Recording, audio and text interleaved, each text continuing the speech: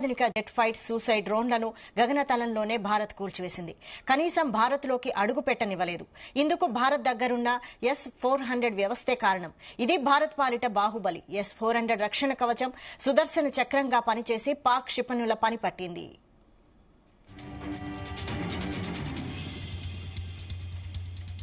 ये बहुत बड़ा संकेत है। S-400 को जब इस्तेमाल किया तो एक छोटे ड्रोन के लिए S-400 का नहीं इस्तेमाल होता मिसाइल का, पर जो भी है उन्होंने मिसाइल्स को इंटरसेप्ट करने के लिए S-400 ही करेक्ट है। चाहे क्रूज मिसाइल हो, चाहे हाई लेवल मिसाइल हो, इवन लो लेवल मिसाइल को भी वो एक डिस्टेंस में डिस्ट्रॉय कर सकता है।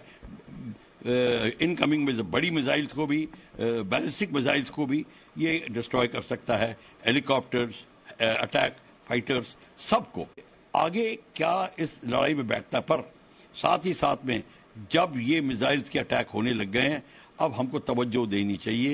Protection of civil areas and civil defence का कार्यक्रम को भी बढ़ोतरी देनी है, ताकि अगर पाकिस्तान रिहायशी इलाकों के ऊपर अटैक शुरू करता है जहां हमारे कोलैटरल डैमेज में सिविलियंस आते हैं, तो हमारी जिम्मेवारी बनेगी उनकी प्रोटेक्शन की।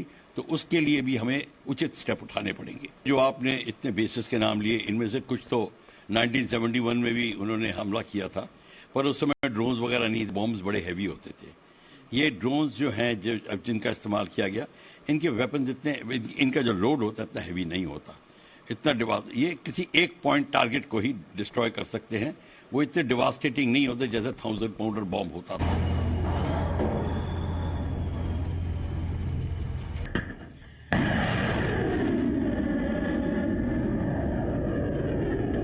ఇదే అంశంపై మరిన్ని అప్డేట్స్ మా ప్రతినిధి శ్రీచరణ్ లైవ్ లో అందిస్తారు. శ్రీచరణ్. వైశాలి, నిన్న ప్రధానంగా 5 నగరాలను బేస్ చేసుకుని భారత వాయుసేనతో పాటు ఆర్మీ దళాలు దాడి చేశాయి. ఇక్కడ మనం ప్రత్యేకంగా చెప్పుకోవాల్సింది S-400 గురించి. మనం పూర్వము రాజ్యాల్లో చిన్నప్పుడు టీవీలలో చూసేది, కథలు కూడా వినేది. పూర్వం రాజుల నాటి కాలంలో ఎక్కడి నుంచే ఒక్కొక్క ఆయుధము ఎక్కడి నుంచో సీక్రెట్ గా ఆ ఆయుధాన్ని వదిలితే వెళ్లి కరెక్ట్ శత్రు దేశానికి ఎలా తగులుతుంది, ఒక దుర్భేద్యమైన రక్షణ కవచంలా అలాంటి ఆయుధాలు అనేటివి మనం చరిత్రలో, పురాణాలు, ఇతిహాసాలు కూడా విన్నాము. కానీ లైవ్ గా నిన్న మనం చూసాము, లాహోర్ తో పాటు సియాల్కోట్ నగరాలపై చేసిన దాడులు మాత్రము అసలు యావత్ ప్రపంచం కూడా నివేవరపోయేలాగుంది. దానికి ప్రత్యేకంగా మనం చర్చించుకోవాల్సింది S-400 రష్యా నుండి 2018లో భారతదేశం ఈ యాంటీ మిసైల్ అంటే ఈ మిసైల్ సిస్టమ్ ని కూడా కొనుగోలు చేసింది. ఇంతకు ముందు చైనా మొదటగా 2012లో కూడా రష్యా నుంచి కొనుగోలు చేసింది. $5 బిలియన్ ఖర్చు పెట్టి కూడా ప్రత్యేకంగా ఈ ఇండియా ఈ S-400 అనేది కొనుగోలు చేసింది.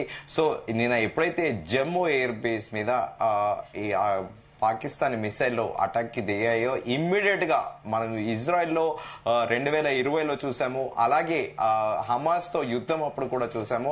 ఐరన్ డోమ్ అనేది ఆటోమేటిక్ గా శత్రు దేశాలు ఏవైతే రాకెట్లు ఎప్పుడైతే లాంచ్ చేయడం చూస్తాయో, ఇమ్మీడియట్ గా ఈ ఐరన్ డోమ్ అనే యాక్టివేట్ అయిపోయి తిరిగి తిప్పి కొడతాయి అవి.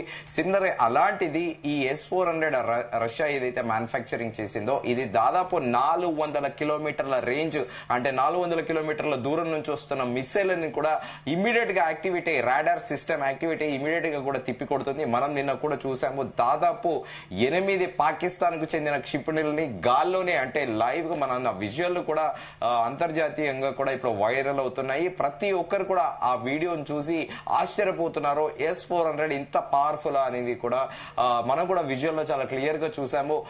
గాల్లోనే ఆ పాకిస్తాన్ క్షిపణుల్ని కూడా ఏవైతే మిసైల్ యూజ్ చేశాయో అవి గాల్లోనే డిస్ట్రాయ్ చేసింది ఈ S-400. ఇది భారతదేశం దగ్గర ఉన్న ఆయుధాలలో వన్ ఆఫ్ ది ఒక అమ్ముల పొదిలో ఒక కీలకమైన అస్త్రం అని కూడా చెప్పుకోవాలి. సో అయితే ఈ భారత వాయుసేన సమర్థవంతంగా కూడా ఈ S-400 తోని తిప్పికొట్టిందని కూడా చెప్పాలి. అయితే ఈ S-400 గగనతల రక్షణ వ్యవస్థను సుదర్శన చక్రతో కూడా సఫలం చేసింది. పాకిస్తాన్ ఏవైతే క్షిపణులు చేసిందో వాళ్ళ ప్రయత్నాన్ని కూడా విఫలం చేసిందని కూడా చెప్పుకోవాలి. భారత్ రంగంలోకి ఈ S-400 ని దించి మొత్తం గగనతల రక్షణ వ్యవస్థను ప్రపంచంలోనే అత్యంత ప్రమాదకరమైన భూమి నుంచి గాల్లోకి ప్రయోగించే surface to air missile SAM అంటారు వ్యవస్థలో ఒకటి కూడా పరిగణిస్తారు. ఈ వ్యవస్థ తన అపారమైన దూరశ్రేణి సామర్థ్యాల కారణంగా కూడా నాటో సభ్య దేశాలకు కూడా ఇది ఒక ప్రధాన సవాల్గా మారింది.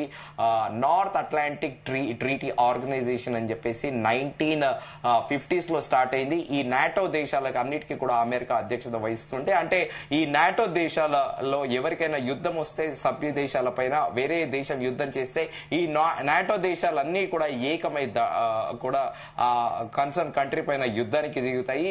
అయితే ఉక్రెయిన్ రష్యా వారప్పుడు కూడా ఉక్రెయిన్ ని నాటోలో చేర్చాలని విపరీతంగా ప్రయత్నాలు జరిగాయి.